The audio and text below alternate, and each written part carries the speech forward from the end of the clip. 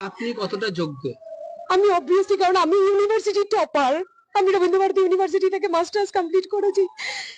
আমি স্নাতক স্তরে আমি ইউনিভার্সিটি টপার, আমি ফার্স্ট ক্লাস ফার্স্ট। আমি গভর্নরের কাছ থেকে গোল্ড মেডেল নিয়েছি।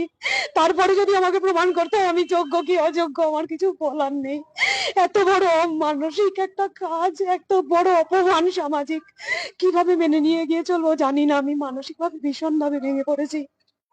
এরপরে যদি আমাকে প্রমাণ করতে হয় আমি যোগ্য কি অযোগ্য, যেখানে আমি একজন গভর্নরের কাছ থেকে আমি স্নাতক স্তরে ফার্স্ট ক্লাস ফার্স্ট হওয়ার জন্য গোল্ড মেডেল নিয়েছি, তারপরে যদি আমার যোগ্য অযোগ্য প্রমাণ করার জন্য রাস্তায় এসে দাঁড়াতে হয়, তার থেকে লজ্জাজনক কিচ্ছু হয় না। এর থেকে সুপ্রিম কোর্ট পারলে আমাদেরকে মৃত্যুদণ্ড দিক, এটা মেনে নেওয়া যায় না। গাফিলতিটা কোথায় বলে মনে হচ্ছে? আর কি বলবো, সবটাই আপনারা জানেন, কেনই প্রশ্ন করছেন? আর কিছু বলবার আছে? কারা বেছে দিতে পারে যে কে যোগ্য কে অযোগ্য? সেটা তো একমাত্র পারে রাজ্য সরকার এবং এসএসসি। আর কি বলার থাকতে পারে? আমি কিভাবে প্রমাণ দেবো? 7 বছর আগে আমার কি কোনোভাবে ফিরে যাওয়া সম্ভব?